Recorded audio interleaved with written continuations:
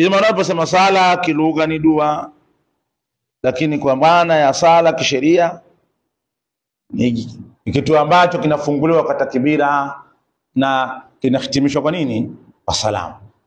Kwa hiyo kuna mambo mawili. Kuna as-salata lugha, ad-dua. Swala katika lugha ni dua, lakini kisheria ni ile ambayo hufunguliwa kwa takbira na huhitimishwa kwa salamu. Ndio maana nani mufassiri hapa al-Mahali akasema kwamba yatuna biha bihuquqiha, wanaileta hiyo swala pamoja na haki zake, miongoni mwa khushu'i, ruku'i, sujudi, kama ilivyo katika vitabu vya sheria vya sala. Ay dhahiriyatan kashuruti wal adabi wal arkani wal arkani kal khushu'i wal khudu'i wal ikhlas. Pia hao muttaqina sifa yao walladhina yu'minuna bima unzila ilayka wa mimma razaqnahum yunfiqun, katika ambavyo tumewaruzuku wanavitoa. Wa mimma, na miongoni, sio vyote. Wa mimma razaqnahum, na miongoni mwa tulivyowaruzuku, tulivyowapa, atainahum, tulivyowapa, yunfikuna fi ta'atillah, wanavitoa katika taa ya Mwenyezi Mungu. Kile ambacho karuzukiwa na Allah mtu anakitoa katika ujuhil khair, katika njia za khair.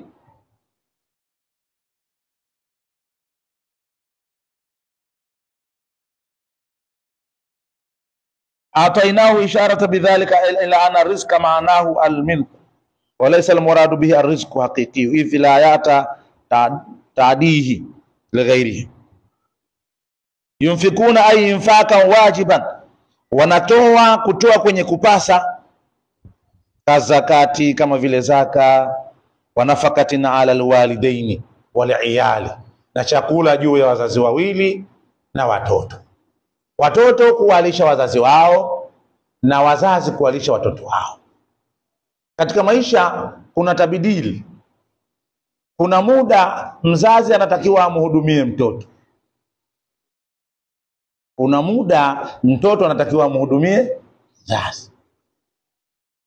Kwa hiyo wewe ukihudumiwa, ufahamu Mwenyezi Mungu akikupa umri mrefu, una kadhia ya jazaa kwa wazazi wako, akikujalia wakawa hai. Chombo cha Mtume Muhammad sallallahu alaihi wasallam aliposikiwa wakati akipanda katika vile vidato vya mimbari, wakati anaenda kutoa hutuba, aliposikiwa mara ya sehemu ya kwanza akaitikia amin, ya pili amin, ya tatu amin. Mmoja katika alikuja kuulizwa, kwa nini tulikuona wewe unaitikia amin mara ya kwanza, mara ya pili, mara ya tatu? Mmoja katika jawabu zake asema, yule ambaye amewadhiriki wazazi wake wawili alafu asiende peponi, basi iwe mbali na yeye dhima ya Mwenyezi Mungu, ulinzi wa Mwenyezi Mungu umuondoke mtu huyu. Maana wewe umepewa wazazi wako wawili, umepewa pepo, alafu hukuitumikia inavyotakiwa. Kwa maana wewe kuwepo na mzazi ambaye yuko hai, unamtumikia, unamhudumia, hiyo ndio pepo yako, ndio mahala pa kupata pepo wewe. Yakulu Mustafa sallallahu alaihi wasallam, aljannatu tahta aqdamil ummat, ndio. Kwa hiyo itakuwa ni wakina mama tu, wakina baba hawamo. Hapana iktifaa basi katika hadithi hiyo, ila wametajwa akina mama kwa ile khususia, kwa sababu hata alipoambiwa kwamba alipokwenda yule sahaba kwa Mtume akamwambia akiniita baba na mama nimsikilize nani? Akaambiwa mama yako. Kisha nani? Akasema mama yako. Kisha nani? Mama yako. Mara tatu ya nne ndio aambiwa baba yako. Kwa sasa tukisema kwamba kwa sababu hadithi inawahusu na wanawake tu, wakina baba wao pepo hawana, basi pana pepo wanayo. Ndio maana kule kwamba la takullahuma usiwaambie usani, usikerekwe nao, maana yake wamo katika hilo kapo la kuwa ni pepo yako wazazi wako wawili. Kwa hiyo dhuria ni sehemu ya wewe kuhakikisha unafanya tabidili hiyo, kama anavyosema shekhe, katika swawi. Infaka wajiba kutoa kwenye kupasa, kazakati wa nafakati ala alwalidaini wal iyal, au manduban, au kutoa kwenye kusuniwa, katawasui ala iyal, kama kuwa na vyakula kuwafanya wale wastarehe sana, mboga 7, vyakula sahani moja ina ugali, hiyo ni tawassu. Hiyo kujinafasi katika chakula, hiyo ni mandubu. Lakini wajibu ni kile chakula cha wajibu. Lakini kwamba leo wana familia yangu wanakula nyama, wanakula sijui kitu gani, ala sabili ziada, ala sabili nadim. Lakini wajibu ni ugali na tembele, ule ndio wajibu, asikose huo. Au maharage, si ndio ambayo mnayapenda sana? Wenzenu wanaita Ulaya nani chakula matajiri, maharage, kwa sababu hawalimi. Sasa nyewe huku mnaona kama vile yametwezwa hivi. Sasa Ramadhani unasemaje bila maharage? Kuna futari kweli? Tunasema futari, mimi futari sijafuturu kwa sababu nimepewa vitu wala havijaeleweka. Sababu nimekula lakini vitu wenyewe wala havijaeleweka. Kwa hiyo uone kwamba yana sudufa nzuri. Walladhina yu'minuna bima unzila ilayka, na wale ambao wanaamini kile ambacho kimeteremshwa juu yako. Al-Qur'an, ayil Qur'ani, maana Qur'an, wama unzila min kablik, na kilichoteremshwa kabla yako, maana kabla yako wewe, at-Taurati wal Injil, Taurati na Injili, wa ghairihi, maana isiyokuwa hayo. Wa bil akhirati hum yuqinun, na akhira wanayakini nayo. Wa bil akhirati, na akhira hum wao, yuqinuna, wanayakini kwamba akhira ipo. Hao ndio waumini, ndio muttaqin. Kwa hiyo mpaka hapo umetajiwa sifa za mtu kuwa ni muttaqin. Kwanza, alladhina yu'minuna bilghaib, sifa ya kwanza. 2, wayukimuna sala, sifa ya pili. 3, wayukimuna salata wa mimma razaqnahum yunfikun. Kwa sababu gani? Hiyo ni jambo moja, kwa sababu hahitaji swala, ile imetajwa zaka. Ndio maana hapa akasema swala alafu akataja zaka. Wa hal adullukum ala tijaratin tunjikum min adhabin alim, alafu anasemaje? Tu'minuna billah, alafu watujahiduna fi sabilillah, akasemaje? Bi amwalikum, alafu kwanza mali, alafu nafsi inafuata. Hajasema bi anfusikum wa amwalikum, akasema kwanza bi amwalikum wa anfusikum. Kwa sababu gani? Ingetangulizwa nafsi. Haya, wewe waipeleka nafsi yako vitani, huna panga, huna sime, wala huna chochote, unaenda kufanya nini vitani? Unaenda kufa. Maana umepelekwa kama chambo wewe. Kwanza ngawira za wewe kukufanya uwe salama, halafu ndio uingie vitani. Kwa sasa imetaja sala, kwa maana kinachoambatana na sala zaka. Kwa hiyo katika moja ya nguzo muhimu ambapo leo ni muhmal, imepuuzwa, ni zaka. Na kila ukisoma katika vitabu vya fiki unaiona kama zaka ngumu, kwa sababu ghairu mustamal, haitumiwi. Haya, leo ukiwauliza watu kiwango cha zaka cha hela ya Tanzania kwa sasa ni shilingi ngapi? Kwa mujibu wa vitabu watakwambia ni 120 au 80, kwa mujibu wa Sheikh Muhammad bin Sheikh Ayub kwa leo ya nukuu katika Kifaya, kwamba ni shilingi 80 kwa mujibu wa hela ya Kenya wakati huo, na shilingi 120 kwa mujibu wa hela ya wapi? Je, kweli ndio hela ya zaka kwa sasa? Kana kwa 120 ikawa ndio kiwango cha zaka. Sasa ukitaka uipate kiwango cha zaka, maana yake urudi, je, 120 wakati huo akisema Sheikh Muhammad Sheikh Al-Amin bin Ali wakati huo na Sheikh Al-Amin bin Ali na Sheikh Ali wakati huo wakisema Tanzania, sababu wakati huo mmoja anasemea yuko Tanzania na mmoja anasemea yuko Kenya, kwamba ni shilingi 80 kwa Kenya na shilingi 120 kwa Tanzania. Je, ilikuwa thamani yake inalingana na nini hiyo pesa wakati huo? wanasema kwamba ilikuwa inafanana na dola 100 wakati huo, kwa maana shilingi 120 ndio ilikuwa dola 100 dola 100 ya Kimarekani, na ile 80 ndio ilikuwa dola 100 kwa Kenya wakati huo.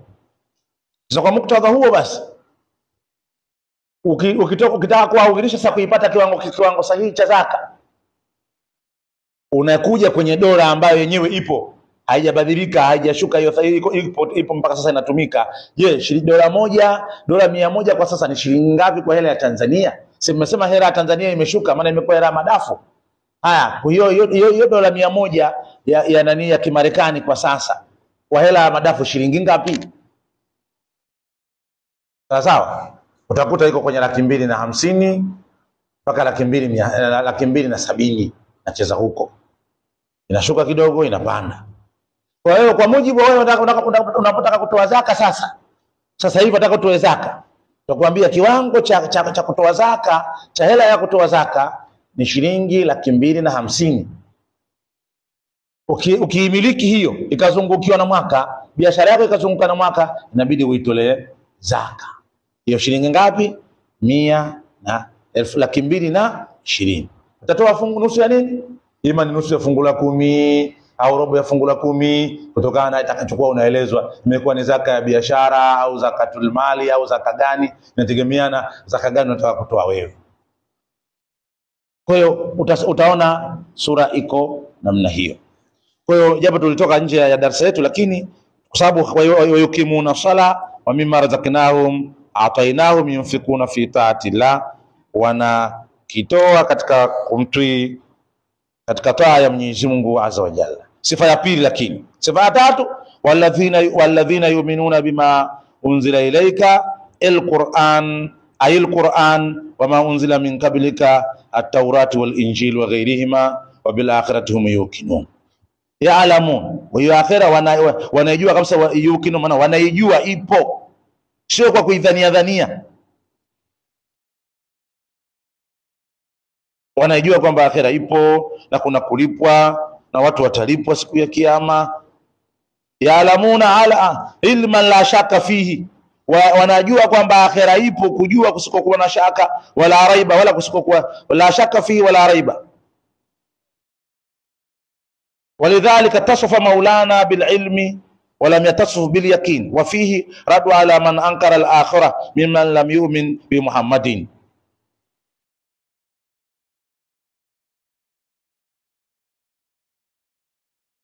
Kwa hiyo amesifika Mwenyezi Mungu na hilo na ilmu, kwamba Mwenyezi Mungu katengeneza vitu hivyo, vipo, nataka sisi tuamini. Kwa hiyo kipande hiki cha mwisho, tuamini Qur'an, tuamini vitabu vilivyoteremshwa na Mwenyezi Mungu, Qur'an, Injil, Zaburi na Taurati, kama alivyosema ghairihima, na sio kwa haya, na tuyakini kwamba ni vitu nini, na akhera tutakufa na tutakuja kufufuliwa na tutakuja kuulizwa. Ni mambo ambayo lazima kwanza tuamini kwamba tupo kwa sababu ya Mwenyezi Mungu, na tutakufa kwa sababu ndio mpango wa Mungu, na tutakuja kufufuliwa kwa sababu ndio utaratibu aliouweka nani. Achana na maneno ya kilevi kwamba kwani nani aliyekwenda akarudi. Haya, kwani akukisema nani aliyekwenda akarudi, tukuambie babu yako kaenda wapi wewe? Utuambie na wewe kama wasema nani aliyekwenda akarudi, kama uamini. Babu yako, baba yako, mama yako wameenda wapi na wamekufa hawapo duniani? Haya, uliwasikia kwamba wamehamia? Haya, sema ukifa hapa wazaliwa Ulaya. Haya, kuna siku ulipigiwa simu kwamba mimi wewe Bakari, mimi baba yako sasa nimefufukia Ulaya huku, njoo uishi? Ulipata hiyo simu?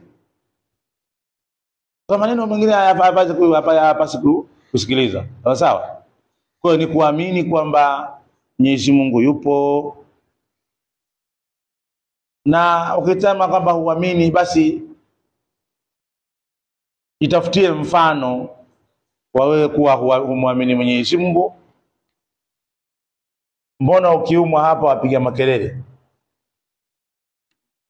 Kiumwa tu kidogo hapa makelele mengi, jamani.